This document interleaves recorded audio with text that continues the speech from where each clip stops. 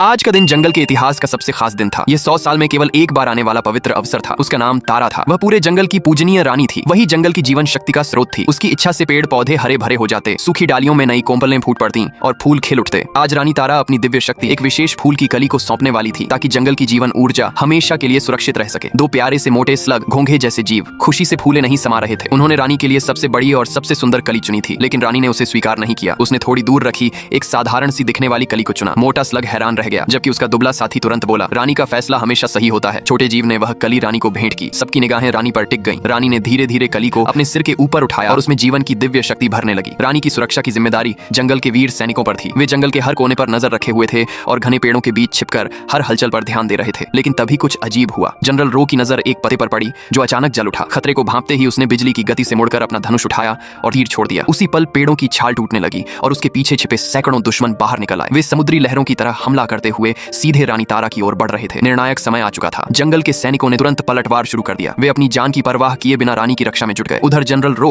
अपने कुछ तेज सैनिकों के साथ रानी तक पहुंचा। उन्होंने रानी को चारों तरफ से घेर लिया और सुरक्षित स्थान की ओर ले जाने लगे। स्थिति बेहद गंभीर थी। ड्रैगनफ्लाई व्याध पतंग रानी के कमल के रथ को उड़ाने के लिए तैयार खड़ी थी, लेकिन पीछे से दुश्मनों की भीड़ लगातार बढ़ती जा रही थी। बेचारे छोटे स्लग भी इस हमले की चपेट में आ गए। पेड़ों से दुश्मन लगातार छलांग लगाकर नीचे आ रहे थे। शाही सैनिकों ने तीरों की बारिश कर दी और दोनों पक्षों के बीच भयंकर युद्ध छिड़ गया। कुछ ही देर में पूरा जंगल रणभूमि बन चुका था। यहाँ तक कि रानी का कमल सिंहासन भी नष्ट हो गया। युद्ध के दौरान जनरल रो पानी में गिर पड़ा, लेकिन पानी के नीचे भी दुश्मन पहले से छिपे बैठे थे। वे पानी में मौजूद कमल की कलियों को तोड़कर रानी का रास्ता रोकने लगे। अब दुश्मन धीरे धीरे रानी के बिल्कुल करीब पहुंच चुके थे। ऐसा लग रहा था कि रानी तारा अब पकड़ी जाएगी, लेकिन तभी रानी ने ऊंची छलांग लगाई। पानी की तेज लहरों ने आसपास के दुश्मनों को दूर फेंक दिया। उसने एक बेल पकड़ ली और झूलते हुए झील से बाहर निकल आई। आखिरकार वह सुरक्षित जमीन पर उतर गई। रानी को बचाने के लिए जंगल के विशाल वृक्ष भी उसके रक्षक बन गए, लेकिन दुश्मनों की संख्या इतनी अधिक थी कि उन्होंने फिर से रानी का पता लगा लिया और उसका पीछा शुरू कर दिया। तभी तेज हवा चली। पेड़ों से अनगिनत पत्ते नीचे गिरे और हर पत्ते के पीछे एक एक बहादुर सैनिक छिपा हुआ था। वे आसमान से उतर पड़े और दुश्मनों पर टूट पड़े। चारों ओर फिर से भीषण युद्ध छिड़ गया। इसी दौरान दो कौवा योद्धा उड़ते हुए वहां पहुंचे। वे थे अंधकार सम्राट और उसका बेटा। दोनों इस बार हर हाल में रानी तारा को पकड़ना चाहते थे। अब रानी बिल्कुल अकेली रह गई थी। उसने अपने दोनों हाथ फैलाए और धरती से एक विशाल वृक्ष की जड़ उठ खड़ी हुई, लेकिन सामने फिर दुश्मनों ने रास्ता रोक लिया। तभी एक छोटी सी डैंडेलियन परी उसकी मदद के लिए आ गई। रानी उसका हाथ पकड़कर फिर भागने लगी। एक घुड़सवार सैनिक ने रानी को अपने साथ ले जाने की कोशिश की, लेकिन दयालु रानी ने मना कर दिया। उसने आदेश दिया, इस बच्ची को सुरक्षित ले जाओ, मैं दुश्मनों को अपनी ओर खींचूंगी। उधर जनरल रो आखिरकार पानी के भीतर के दुश्मनों को हराकर बाहर निकल आया। उसने सीटी बजाई और उसका उड़ने वाला साथी तुरंत उसके पास आ पहुंचा। रानी को बचाने के लिए पूरे जंगल के जीव जंतु अपनी अपनी शक्ति से उसकी मदद करने लगे। अगर तुम अपने गर्लफ्रेंड से प्यार करते हैं तो नेक्स्ट पार्ट के लिए कमेंट करें।